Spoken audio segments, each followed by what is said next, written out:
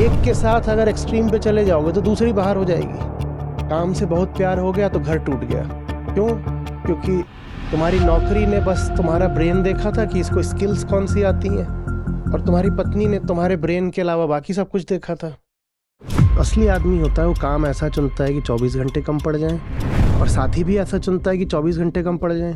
जब दोनों को ही 24 घंटे कम पड़ रहे हैं तो वो 48 से ज़्यादा घंटे कहाँ से लाएगा? वो क्या करेगा फिर? वो हमारी कटी फटी जिंदगी में ये सब करना पड़ता है। इसको इतने घंटे दे दो, इसको इतने घंटे दे दो, इसको इतने घंटे दे दो। अभी मौका है राइट एक्साइटमेंट का, अभी मौका है अतियों को तलाशने का, तराशने का। उसके बाद तो बहुत सुरक्षा रहती है। मुर्दे को कोई खतरा? तो अभी खतरा उठाना सीखिए। सबसे बना के चलो, सबके साथ अच्छी अच्छी रखोगे तो क्या बचा के ले जाओगे? मरोगे नहीं। जो बात गलत है उसको मुंह पे गलत बोलना भी सीखो। ये थोड़ी कि हम अति में नहीं जाते। ये तुम किनको सुनते रहते हो? हमेशा एक्सट्रीम बातें करते हैं। सत्य एक्सट्रीम ही होता है।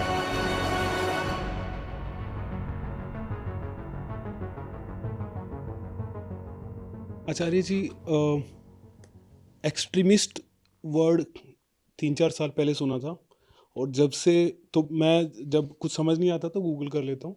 तो जब मैंने इसकी डेफिनेशन समझी, उसके बाद से हर जगह चारों ओर एक्सट्रीमिज़म दिखता रहता है। जैसे ये आज जो बात चल रही है, प्रिय अप्रिय, ये सब भी ऐसा लगता है जैसे एक्सट्रीमिस्ट लोगों से घिरा हुआ हूँ मैं, जिसमें से एक मेरी लाइफ में भी आ गया है। उसका ऐसा होता है कि या तो ये चीज़ मतलब पसंद होना और पसंद ना होना एक एक रीज़न हो गया है, जैसे हर आर्ग्यूमेंट का, है ना? कि मैं ऐसे नहीं करूँगी या फिर मैं ऐसे नहीं करूँगा क्योंकि ये मुझे पसंद नहीं है, और मे बी वो मेरे लिए इम्पोर्टेंट है, या फिर मुझे वो करना है, बट क्योंकि मेरे पार्टनर को वो पसंद नहीं है, तो वो फिर मुझे ऐसा लगता है कि ये वही वाली बात कुछ हो रही है कि उसकी पसंद नापसंद की वजह से मेरी ज़िंदगी जो है ना अफेक्ट होने लग गई है। देखो, हम जिंदगी में ज्यादातर जो लेकर आते हैं ना, वो हमारे लिए अच्छा नहीं होता। लेकिन फिर भी सामना है, और मजबूरी है, आदत है, जिसको हम लोग प्यार कहते हैं, उसकी बेबसी है, तो उसको जिंदगी में रखना है फिर भी, है ना? तो बैलेंस्ड रहना या सेंटर्ड रहना गलत चीज को जिंदगी में बनाए रखने की एक विधि होता है।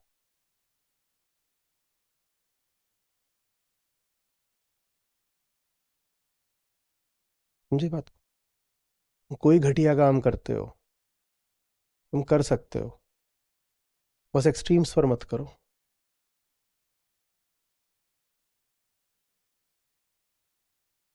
एक्सट्रीम्स पर क्यों ना करें? क्यों एक्सट्रीमिज्म बुरा है? इसीलिए बुरा है क्योंकि वो काम ही गड़बड़ है। वो काम होना ही नहीं चाहिए था, वो विषय भी जीवन में होना ही नहीं चाहिए था। पर इतनी हिम्मत है नहीं कि उखाड़ फेंको, क्योंकि लत लग गई।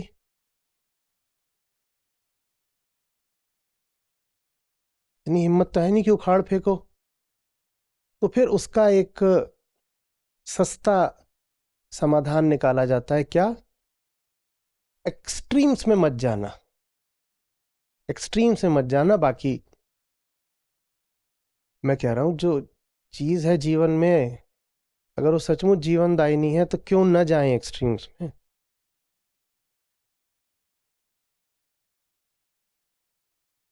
एक और वजह है कि एक्सट्रीम्स पर आप को न जाने की सलाह दी जाती है।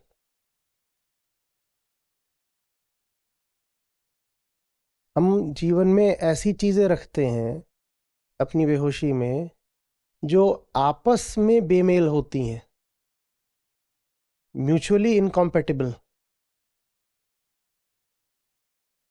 या म्यूचुअली एक्सक्लूसिव, एक के साथ अगर एक्सट्रीम पे चले जाओगे तो दूसरी बाहर हो जाएगी।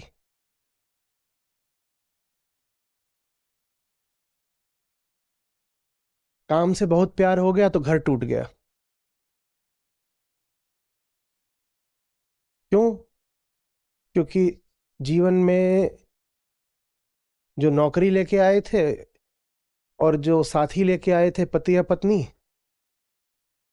ये दोनों म्यूचुअली एक्सक्लूसिव और इनकम्पैटिबल थे।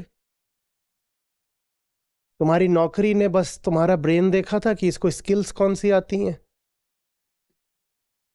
और तुम्हारी पत्नी ने तुम्हारे ब्रेन के अलावा बाकी सब कुछ देखा था।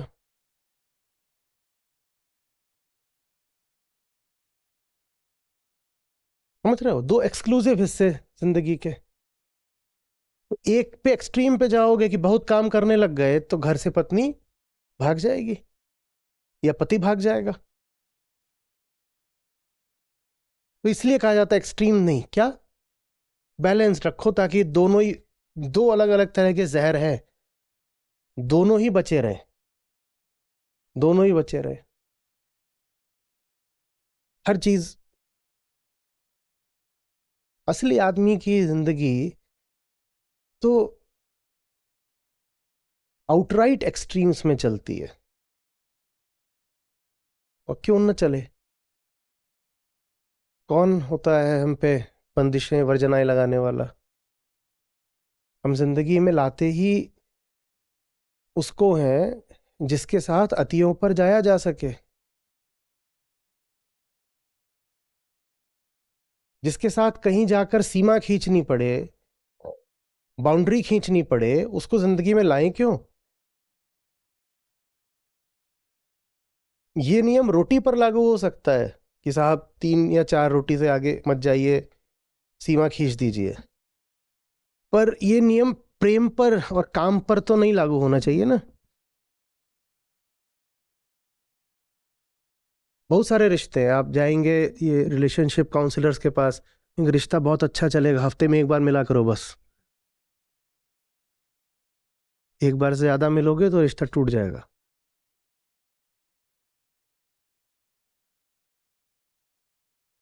असली आदमी होता है वो काम ऐसा चुनता है कि 24 घंटे कम पड़ जाएं,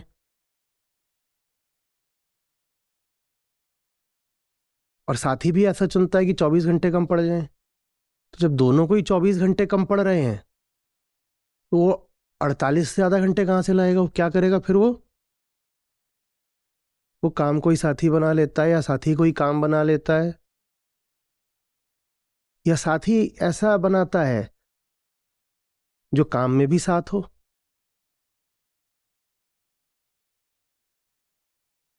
हमारी कटी फटी, सेगमेंटेड, फ्रेगमेंटेड जिंदगी में ये सब करना पड़ता है, राशनिंग। इसको इतने घंटे दे दो, इसको इतने घंटे दे दो, इसको इतने घंटे दे दो। पापा जी काम से वापस आते हैं तो पहले आधे घंटे बाहर वाले कमरे में दादाजी के साथ बैठ जाते हैं, उनका कोटा निपटा दिया। उसके बाद जाकर 1-2 घंटे चाचा और ताऊ लोगों के साथ बैठ के कुछ कर लेते हैं, और फिर 10 बजे के बाद किवाड़ कुंडी लगा के माता जी के साथ सबका कोटा निपटा देते हैं।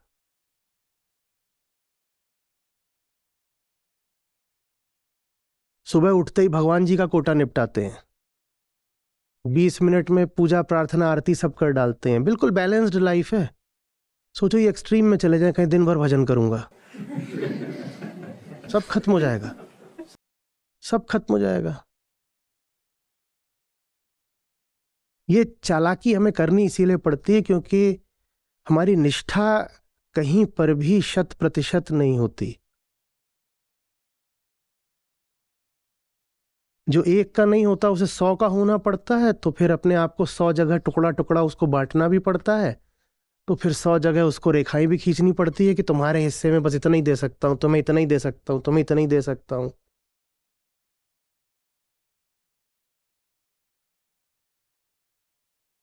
Every second Saturday I take out 2 hours to spend quality time with my kids.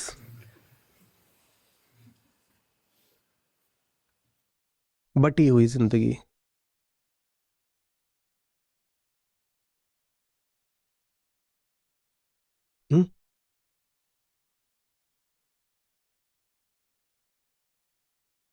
बहुत सारे वर्क प्लेसेस ऐसे होते हैं जहां आप अगर एक सीमा से ज़्यादा अपने काम को भी डेडिकेशन दिखाओ तो ये गड़बड़ बात हो जाती है. लेकिन इससे ज़्यादा मत करो, पूरे डिपार्टमेंट के लिए खतरा आ जाएगा. सब कुछ ल्यूकवार्म होना चाहिए,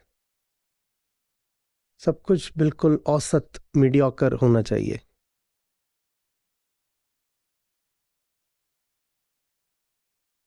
चार तरफ से तुम बंधे रहो और उन बंधनों के बीच में जो दायरा है उसमें तुम घूम फिर सकते हो, यहाँ तक कि नाच भी सकते हो. पर किसी भी दिशा में बेलगाम होके मत भाग जाना. और अगर बचपन से यही आपके साथ हुआ है तो इसकी आदत भी पड़ जाती है, सुरक्षा लगने लग जाती है. अच्छा है, किधर को भी एक्सट्रीम में नहीं जाना है. जो लोग अतियां कर देते हैं ना, वो ऊपर ऊपर से खतरनाक होते हैं. वो कुछ छोटा मोटा नुकसान कर देंगे क्योंकि अतियां कर रहे हैं, पर वो भीतर से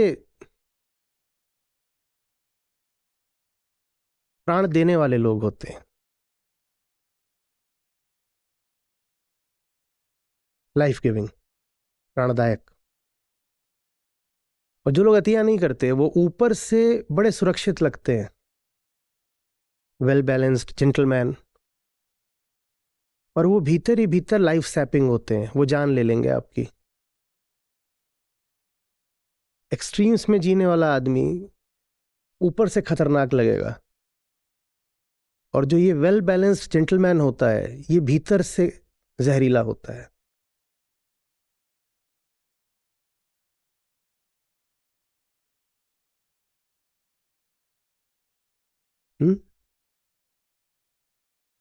एक्सट्रीम से याद आया,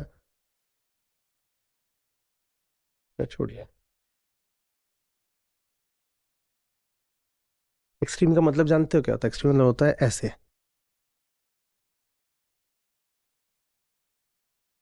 ये हो भी इस दुनिया के और नहीं भी हो, हमेशा छोड़ने को तैयार भी हो.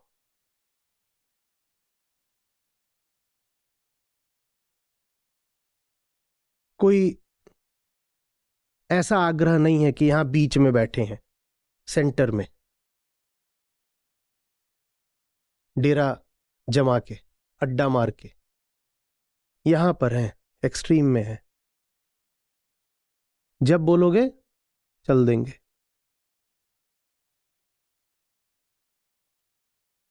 जब बोलोगे चल देंगे.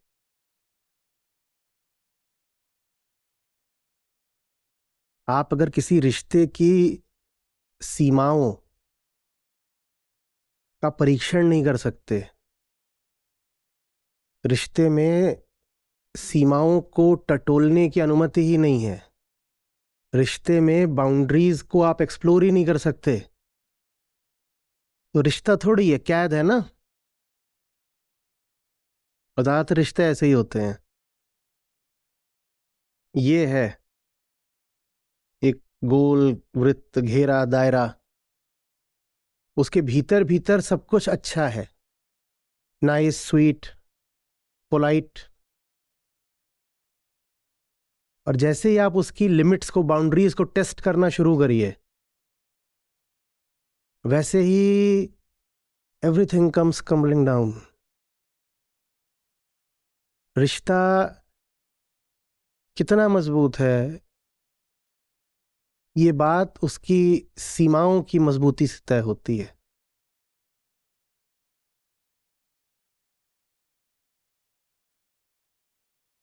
क्या आप सीमाओं से छेड़छाड़ करने के लिए स्वतंत्र हैं? और नहीं है तो रिश्ता होता है आपको लिमिटलेस तक ले जाने के लिए, है ना। अच्छे संबंध का यही औचित्य होता है ना कि वो आपको असीम तक ले जाए, लिमिटलेस तक। रिश्ता होता है आपको लिमिटलेस तक ले जाने के लिए, और रिश्ते में आपको दिन में 5 बार सुनना पड़ता है रिमेन इन योर लिमिट्स। तो ये रिश्ता किस काम का है?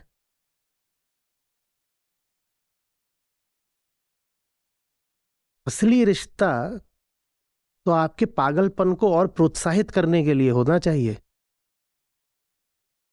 ये वो रिश्ता है जहां हम उतने पागल हो सकते हैं जितना अन्य जगहों पर अन्य लोगों के सामने नहीं हो सकते।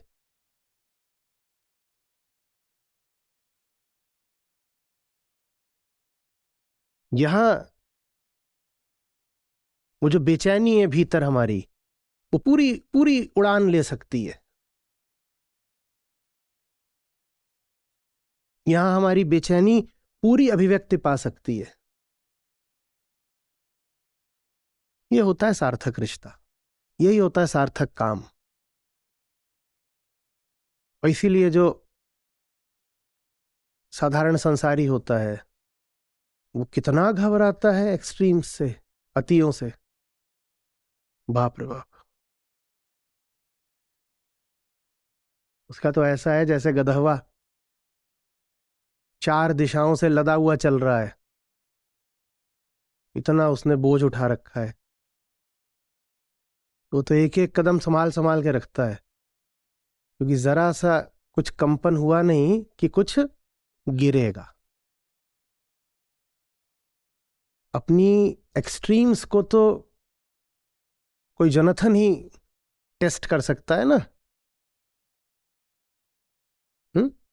या फिर कोई उन्मुक्त घोड़ा जिस पर कुछ लदा हुआ नहीं है, वो कहेगा मुझे एक्सट्रीम्स पर जाना है। बोझ उठाने वाला गधा थोड़ी एक्सट्रीम्स को टेस्ट करेगा। वो तो जेंटलमैन है, वो तो the honourable respectable house holder है।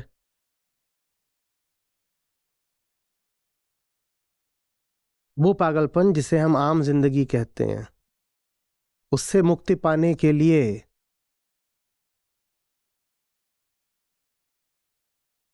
हमको सेनिटी नहीं, शांति नहीं,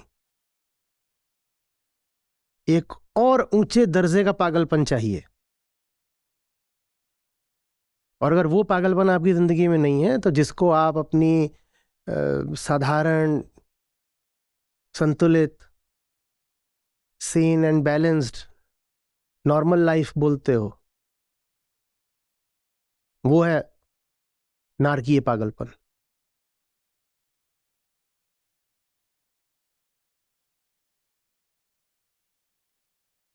नाम मत लो कृष्ण और अर्जुन का, मत बताओ, नाम बस मत लेना, ठीक है। ऐसे ही कहना कि एक व्यक्ति है जो किसी दूसरे व्यक्ति को कह रहा है कि सच्चाई की खातिर तू अपने घर परिवार दोस्त यार जा, इनसे सबसे भिड़ जा। तो लोग क्या बोलेंगे, पागल है क्या? वैसा ही पागलपन चाहिए। जिसके पास वो पागलपन नहीं है, नरक उसी की जिंदगी का नाम है।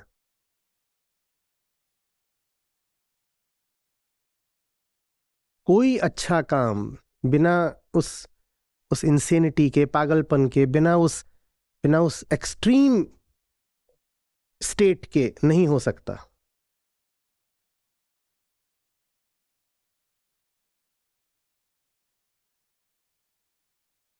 10 20 40 साल एक्सट्रीम्स में रह लीजिए, उसके बाद तो करोड़ों साल मिलेंगे शांत पड़े रहने के लिए। अभी मौका है राइट एक्साइटमेंट का। अभी मौका है अतियों को तलाशने का, तराशने का। उसके बाद तो बहुत सुरक्षा रहती है।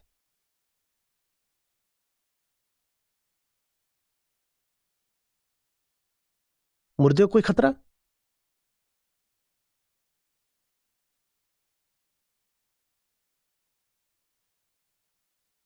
एक बार ताबूत में कीलें गड़ गईं, उसके बाद कोई खतरा?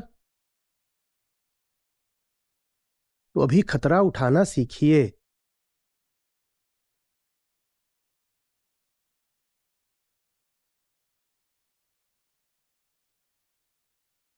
लोक भाषा के चक्कर में मत आ जाया करिए। लोक भाषा में ये गाली की तरह होता है, अरे यार वो आदमी बेकार है, एक्सट्रीम्स में रहता है।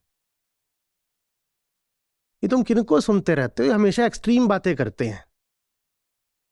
सत्य एक्सट्रीम ही होता है। और जिसको लोक भाषा एक्सट्रीमिज्म कहती है, वो एक्सट्रीमिज्म है ही नहीं, वो अज्ञान है बस। कोई कट्टरपंथी हो जाए, बिगॉटरी वगैरह को क्या बोल देते हैं? एक्सट्रीमिज्म। वो एक्सट्रीमिज्म नहीं है, वो तो अज्ञान है। उसे क्यों एक्सट्रीमिज्म बोल रहे?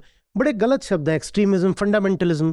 फंडामेंटलिज्म तो अपने आप में अच्छी बात होती है, क्योंकि फंडामेंटल माने बुनियादी। अगर कोई रिलीजियस फंडामेंटलिस्ट है तो इसका शुद्ध अर्थ तो ये होना चाहिए, मान लो सनातन को लें, शुद्ध अर्थ तो ये होना चाहिए कि वो फिर उसका धर्म वेदांत से आ रहा है। पर लोक भाषा में ऐसा नहीं है, उनके हिसाब से ये गड़बड़ शब्द है फंडामेंटलिस्ट। तो अच्छा, अगर कोई फंडामेंटल्स पे ना चले तो फिर किस पे चले? इमारत फंडामेंटल्स पे ना खड़ी हो तो किस पे खड़ी हो? फंडामेंटलिस्ट होना बुरा कैसे हो गया?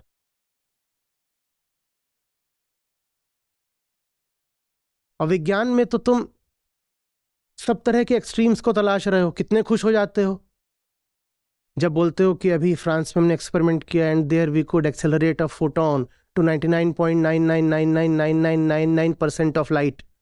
ये एक्सट्रीम नहीं है, ये एक्सट्रीम नहीं है। वहां एक्सट्रीम चल रही है। पर मैं अपनी जिंदगी में सच्चाई के लिए एक्सट्रीम लाना चाहूं तो मैं इंसेन हो गया। कैसे? फोटोन नहीं, कोई और पार्टिकल था। फोटोन तो लाइट पे ही चलता है। समझ में आ रही है बात कुछ?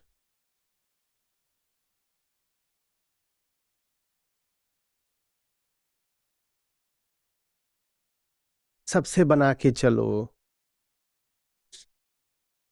बीच का रास्ता पकड़ो। अच्छा, ये सब करोगे तो क्या होगा? मरोगे नहीं। सबके साथ अच्छी अच्छी रखोगे तो क्या बचा के ले जाओगे?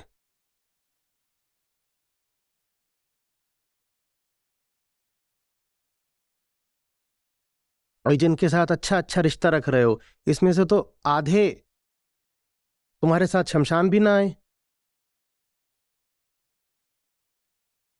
तो ये सबके साथ अच्छा अच्छा रखना।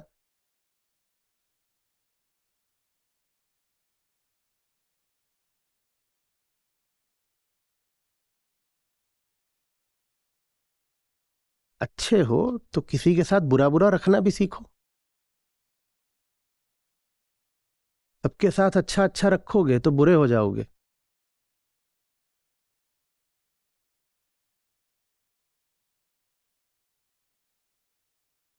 जो बात गलत है उसको मुंह पे गलत बोलना भी सीखो। ये थोड़ी कि हम अति में नहीं जाते।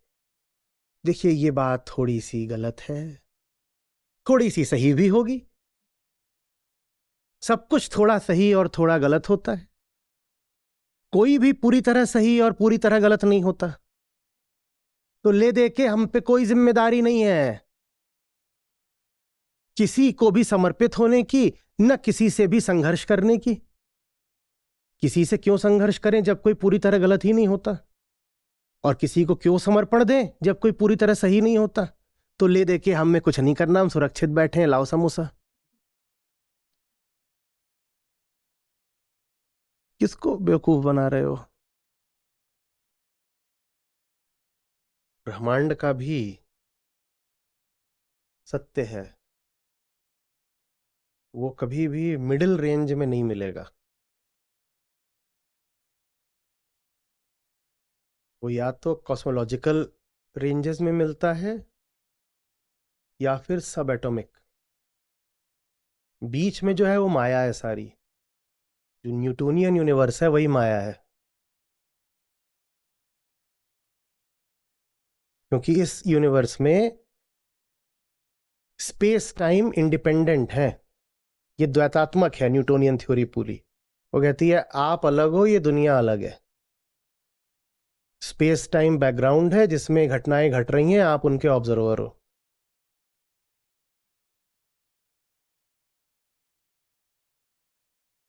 लेकिन जब आप यूनिवर्स की भी लिमिट्स तलाशने जाते हो तो पता चलता है कि मामला तो कुछ और है।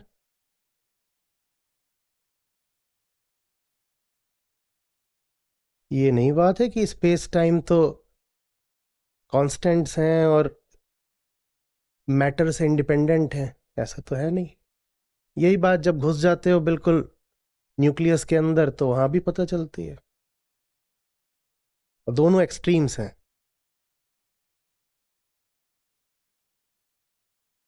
यही दोनों एक्सट्रीम्स फिर मॉडर्न फिजिक्स कहलाती हैं।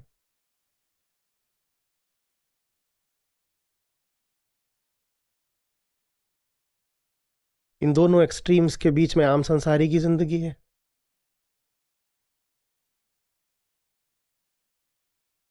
हम्म।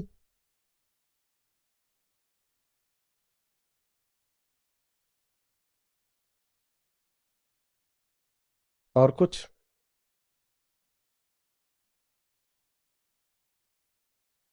इसी से संबंधित है।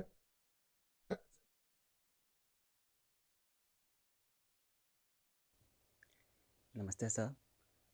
सर मुझे जैसे प्रिय और जैसे प्रिय की ओर जाते हैं उससे निर्लिप्त रहते हैं। तो जैसे मुझे कोई कामना का विषय बुलाता है, मतलब उसकी तरफ आकर्षण होता है, तो उसमें एक चीज़ जो मुझे हेल्प करती है वो ये है कि मैं इतना छोटा नहीं हूँ कि वो मुझ पर बहुत छा जाए। तो यहाँ पर मुझे एक वही बात, जैसे अभी आपके हाल ही सत्र में आपने कहा था कि बल कर्तव्य है।